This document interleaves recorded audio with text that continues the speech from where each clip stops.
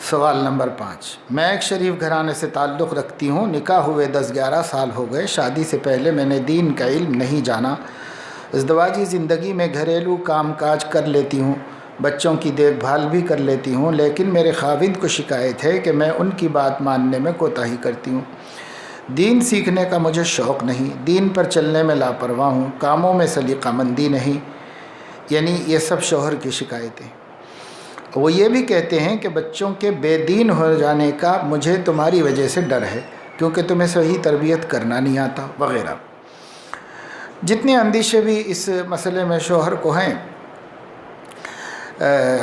اگر واقعتاً یہی حالت ہو، صورتحال ہو، تو یہ فکریں تو اس کی لازمی فکریں ہیں اور ضروری ہیں، اور فکر مند آدمی تو سوچے گا ان سب باتوں کو، اور اس کی بیوی سے شکایت کر بھی سکتا ہے وہ۔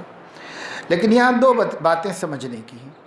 ایک تو یہ ہے کہ بھئی جو اولاد کی جب یہ کہہ رہے ہیں کہ گھریلو کام کاج کر لیتے ہیں، بچوں کی نگہداشت یعنی کپڑے وپڑے پہنانا، نہلانا دھلانا، صفائی ستھرا یہ کر لیتی ہیں، تو دو ہی تو کام کرنے کے ہیں۔ ایک تو یہ کہ گھریلو کام کاج کر لیں اور بچوں کو اچھا رکھیں، صاف ستھرا رکھیں، اور اب دوسرا کام ان کی اسلامی اور دینی اور اخلاقی اور سماجی تربیت ہے، یہ تربیت دوسرا کام ہے۔ تو اس میں سے ایک کر لے رہی ہے اور دوسرا نہیں کر رہی ہے۔ دوسرا کیوں نہیں کر رہی ہے تو خود ہی وجہ بتا رہی ہیں کہ میں نے علم دین حاصل نہیں کیا، دین کا علم میں نے حاصل نہیں کیا۔ اگر آپ دین کے علم سے بھی واقف ہوتے، نبی نے جو ذمہ داریاں دی ہیں تمام ذمہ داریوں سے واقف ہوتے، تو جیسے آپ کی والدین نے آپ کو کھانا پکانا سکھایا، چولہا جلانا سکھایا، باورچی خانے کو صاف رکھنا سکھایا، بستر بچھانا سکھایا، بچوں کی پرورش کرنا سکھایا، جیسے یہ سکھایا ہے وہ بھی سکھا دیتے اگر اس کو ازدواجی زندگی کی ضرورتوں میں شامل سمجھتے۔ لیکن ازدواجی زندگی کی کیا، دینی زندگی کی ضرورتوں میں بھی نہیں شامل سمجھتے۔ اب یہ تو ہوتا ہے کہ ہر جہیز میں قرآن دیا جاتا ہے، لیکن قرآن پڑھنا کس کو سکھایا جائے؟ کتنی لڑکیاں دلہن بن کے آئی ہیں، اب دادی نانی بن گئی ہیں، ابھی تک بھی تو نہیں قرآن پڑھنا آیا ان کو۔ اب ماں باپ نے قرآن بہت قیمتی والا تاج کمپنی کا عمدہ بڑھیا دیکھ کے خرید کے دیا ہے جہیز میں، اور سب سے پہلے بھی جاتے بعض پرانے خیالات کے لوگ بولے جہیز میں سب سے پہلے قرآن خریدو، تاکہ پورے جہیز میں چاہے ٹی وی خریدیں اور چاہے کوئی چیز خریدیں بے برکتی نہ ہو اور نقصان نہ ہو قرآن کی وجہ سے۔ یعنی قرآن تو سارے نقصانات کو ختم کر دے گا، چاہے کتنی بھی غلطیاں کریں آپ، لیکن قرآن پہلے خرید لو گے تو پورے جہیز کے خسارے سے بچ گئے۔ چلو ٹھیک ہے، اتنا حسن زن تو ہے قرآن کے ساتھ۔ اب قرآن سب سے پہلے بھیجو، اس کے بعد سامان، تاکہ قرآن پہلے چلا جائے تو وہ وہاں پر جو ہے ہماری طرف سے پہرے دار بن کے بیٹھ جائے کہ صاحب ہماری بیٹی کا جہیز آ رہا ہے، ایک پہرے دار کو وہاں لاٹھی دے کے کھڑا کرو، اور پہرے دار جو ہے۔ تو ایسے خیالات تو بس کیا کہا جائے، مثال بہت بھونڈی ہے، میں نہیں دیتا، لیکن یہ ہے کہ ایسے خیالات سے کیا فائدہ ہے؟ کیا قرآن یہ کرے گا؟ ہاں یہ تو ہو سکتا ہے کہ قرآن اپنے پڑھنے والوں کی حفاظت کرے، یہ تو ہو سکتا ہے کہ قرآن کریم اپنے پڑھنے اور عمل کرنے والوں کی داہنے بائیں آگے پیچھے سے زندگی ہی میں نہیں، قبر میں لٹا دینے کے بعد بھی قرآن کی تلاوتیں آئیں گی اور وہ منکر نکیر کو پیچھے ہٹائیں گی، یعنی تو وہاں بھی کام آئیں گی۔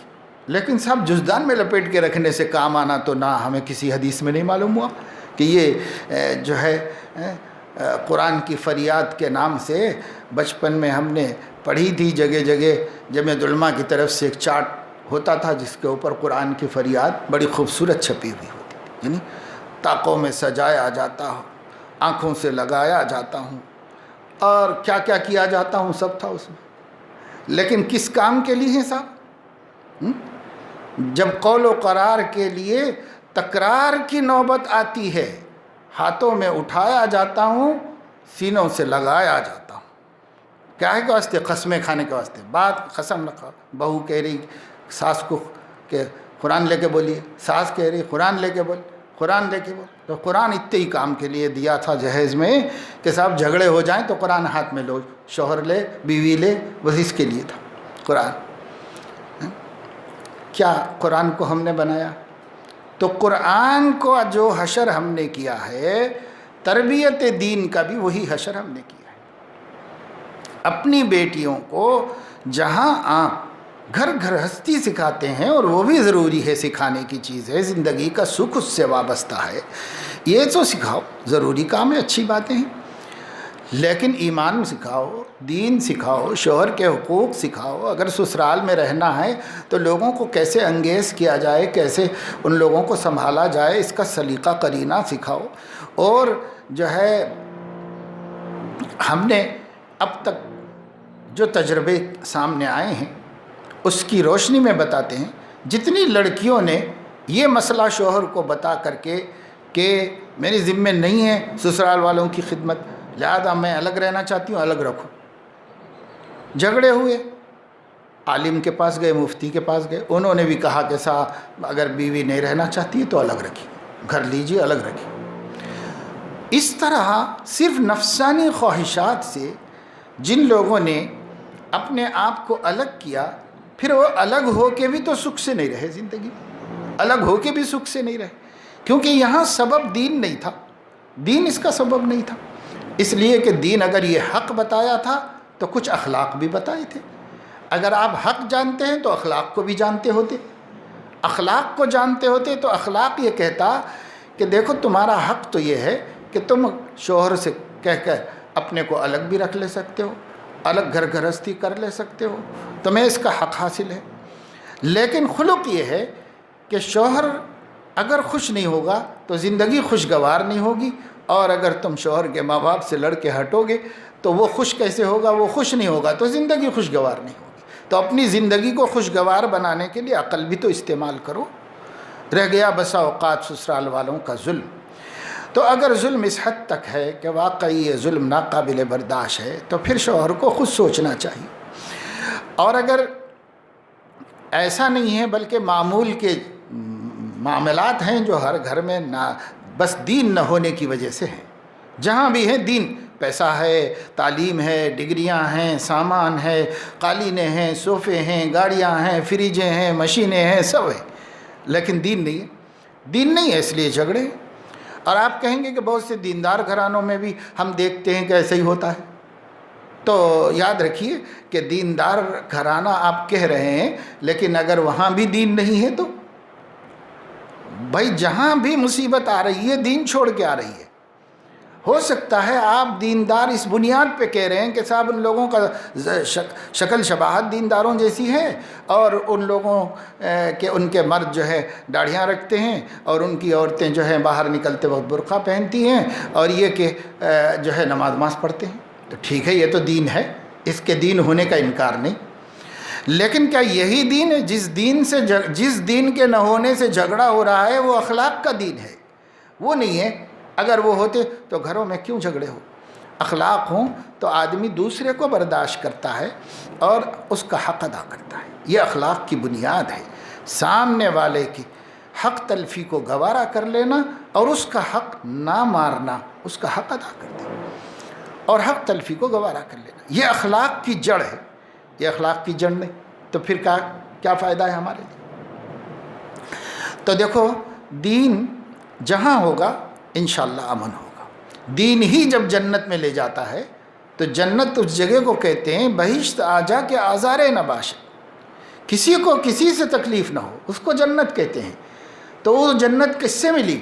وہ جنت دین سے ملی، اور اگر یہی دین یہاں پر بھی ہوگا تو یہ زندگی بھی جنت کا ایک نمونہ بن جائے گی، اور یہ دین نہیں ہوگا تو یہاں پر ہم کو جہنم کا نمونہ دیکھنا ہے، اور وہاں اللہ بچائے جہنم میں جا کے جلنا ہے۔ تو اس وجہ سے گھر گھرستی میں اب اگر ماں باپ نے نہیں سکھایا، اب شادی بھی ہو گئے، 10-11 برس ہو گئی، یا اور کسی کے کم ہوئے ہوں گے، کسی کے زیادہ، سائلہ کے 10-11 برس ہو گئے ہیں۔ 10-11 برس میں ہو سکتا ہے کہ ماشاءاللہ سے 3-4-5 بچوں کے ماں تو ہو گئی ہوگی، تو ایک پوری گھر گھرستی ہو گئی، ایک پوری فیملی، ایک پورا کنبہ ہو گیا ہے۔ اب بچے بڑے بھی ہو رہے ہوں گے اور ان بچوں میں شعور بھی آ رہا ہوگا، تو کب تک یہ نا اتفاقی رہے گی؟ اس نا اتفاقی کو اب دور کرنے کی آسان صورت یہ ہے کہ جب اس بھلی مانس اور شریف عورت کو اعتراف ہے کہ میں نے دین کا علم نہیں حاصل کیا ہے اور باقی ماشاءاللہ شرافت سمجھداری ہے، تو ایک اور آپ شرافت کا ثبوت دیں، وہ یہ کہ اپنے شوہر سے کہیں کہ مجھے اب دین سکھا دیجیے۔ آپ دین کے حوالے سے جو بات بھی بتائیں گے، ظاہر ہے کہ اگر آپ کا حکم ہوتا تو بھی میں مان لیتی، یہ تو اللہ رسول کا حکم ہے، اس میں تو کچھ سوچنے کا سوال ہی نہیں پیدا ہوتا۔ تو اس وجہ سے اب سیکھ لو، کوئی وقت ہے، 50 برس کے ہو جائیں تو اب سیکھ لو۔ سیکھنے کا تو کم سے کم اللہ کو یہ تو کہہ سکیں گے کہ بھئی ہم اخیر وقت ہی میں صحیح کوشش کیے تھے، سیکھنے کی کوشش کی۔ ایک بڑے بزرگ گزرے ہیں اور زبردست اسکالر اس ملک کے اندر، اور اردو کے انشا پردازوں اور ادیبوں میں ان کا شمار ہوتا ہے، مولانا عبد الماجد دریابادی رحمۃ اللہ علیہ۔ یہ شروع میں تو جو ہے چونکہ انہوں نے اپنی آپ بیتی میں اپنے حالات لکھے ہیں اور دوسروں کو سبق لینے کے لیے ہی لکھے ہیں، تو شروع میں تو بہت اچھے رکھ رکھاؤ اور مذہبی گھرانے کے تھے، صوم و صلات کے خاندان جیسے کہا جاتا ہے ایسے گھرانے کے تھے، اور شریف و سیدھے لوگ تھے۔ اور لیکن یہ پڑھتے پڑھتے عصری تعلیم پڑھتے پڑھتے کالج میں گئے تو آہستہ آہستہ نظریات بدل گئے۔ اس زمانے میں انگریزی بہت اچھی پڑھی جاتی تھی، بڑے قابل ہوتے تھے لوگ، انہوں نے انگریزی پڑھی۔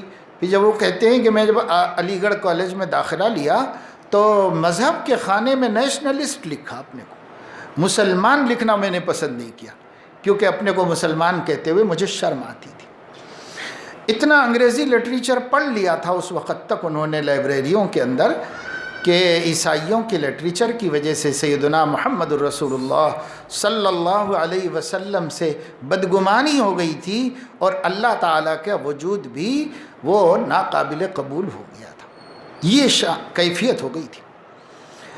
اور جوان اسی حالت میں ہوئے، شادی اسی حالت میں کی، اور ان کے والد اس قدر فکر مند تھے، اس وقت فکر مند تھے کہ حج کے لیے گئے تو ان کے والد کے دوست نے واپس آنے کے بعد ان کو بتایا کہ آپ کی ہدایت کے لیے غلاف کعبہ پکڑ کر روتے روتے آپ کے والد نے جان دے دی، وہی انتقال ہو گیا۔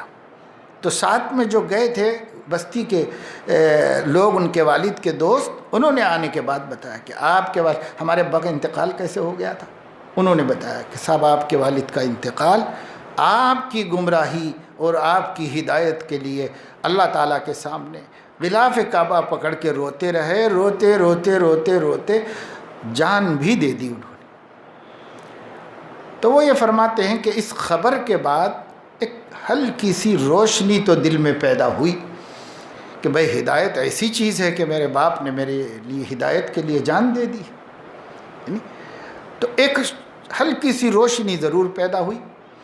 اب پھر اس کے بعد اکبر الہ آبادی مرحوم جو ہندوستان میں ایک زبردست شاعر گزرے ہیں اور عصری تعلیم یافتہ وہ بھی تھے اور الہ آباد ہائی کورٹ کے جج بھی رہے،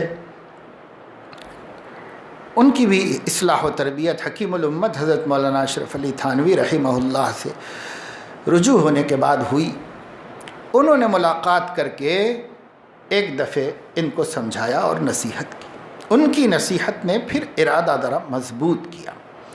پھر رفتہ رفتہ اللہ اس دعا کو قبول کر چکے تھے، ان کے دل میں روشنی بڑھتی رہی بڑھتی رہی بڑھتی رہی، پھر بدگمانی نبی پاک صلی اللہ علیہ وسلم سے ختم ہوئی اور انہوں نے مثبت انداز میں آپ کے بارے میں جاننا شروع کیا، تو پھر خوب حسن ظن، بڑی عقیدت اور بڑی محبت حضور سے پیدا ہوئی۔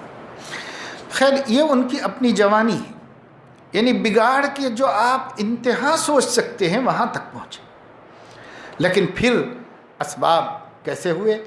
ایک تو باپ نے اللہ تعالیٰ کو سامنے اپنی جان بھی نکال کے رکھ دی کہ پاک پروردگار میری اولاد، ان کے والد نے اللہ تعالیٰ سے یہ دعا مانگی ان کے دوست کے بقول کہ اے اللہ اگر میرا بچہ گمراہ مر جائے گا تیری شان میں تو فرق نہیں آئے گا، لیکن میں ایک ملحد کا اور ایک مرتد کا باپ شمار کر کے میری عزت چلی جائے گی۔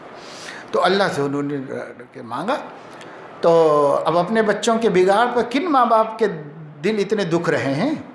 اتنے دکھتے ہوتے اور اتنا اللہ کو پکارے ہوتے تو اللہ کیوں نہ راستہ نکالتا اس کا؟ اللہ پاک راستہ نکالتا۔ خیر بہرحال ایک یہ ہوا، پھر اسباب بنتے گئے اور بھی چند اسباب ہوئے۔ ان اسباب کے بعد پھر انہوں نے سیدھے طریقے سے اسلام کو جانا اور بدگمانی دماغ سے نکلی تو پہلے نبی کو نعوذ باللہ ایک کامیاب لیڈر کہتے تھے،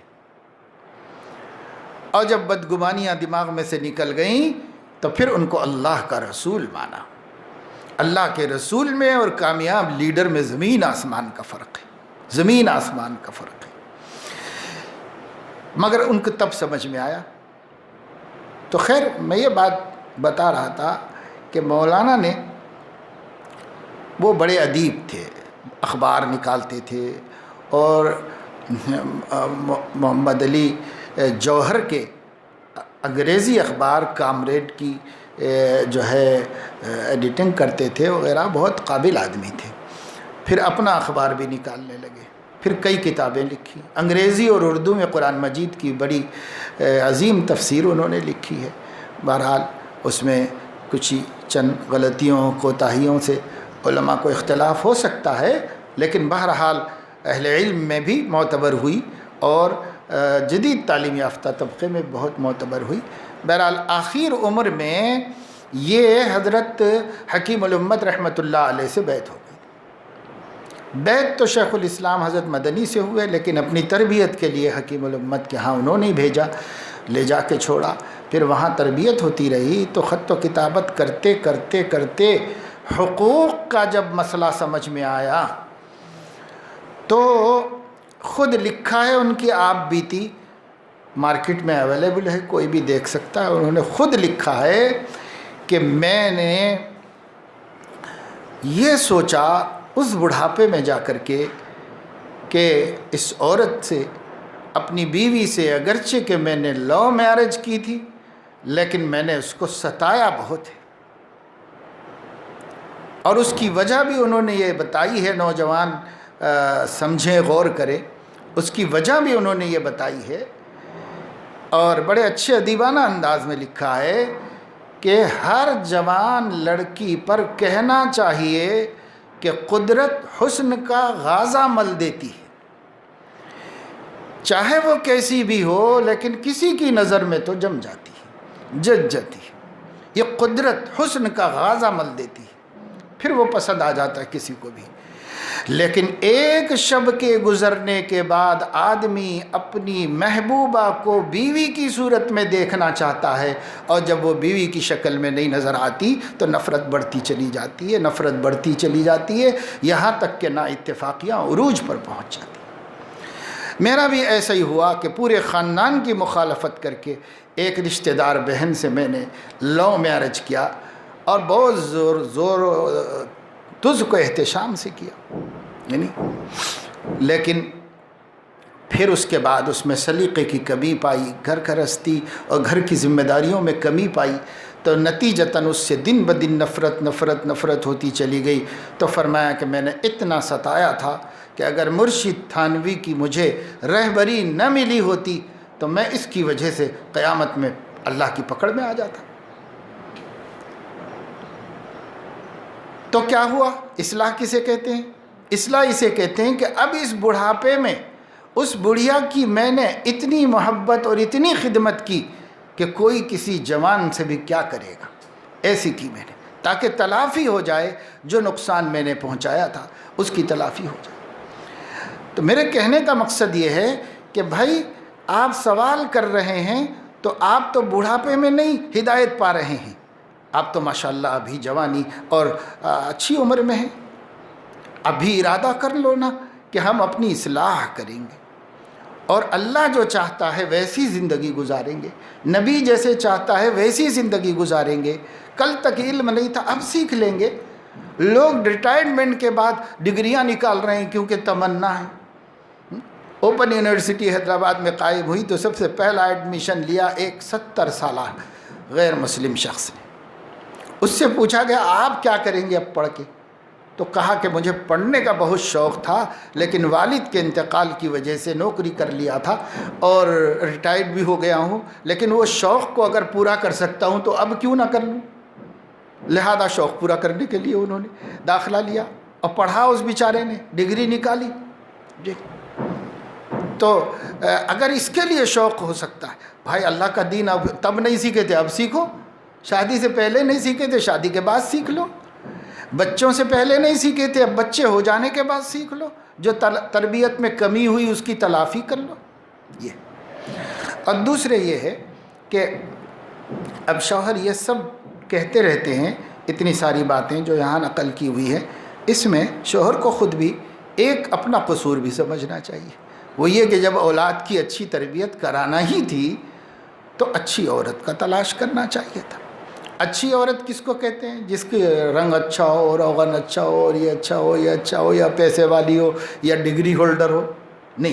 اچھی عورت اس کو کہتے ہیں جو اللہ کے دین پر جمی ہوئی ہو، یا کم از کم خوف خدا رکھتی ہو اپنے۔ جب اسے کہہ دیا جائے وقافاً عند کتاب اللہ، اسے کہا جائے یہ اللہ کا حکم ہے، تو اچھا اللہ کا حکم ہے تو اس کو مجھے فوراً قبول کرنا چاہیے، چاہے جاہل کیوں نہ ہو۔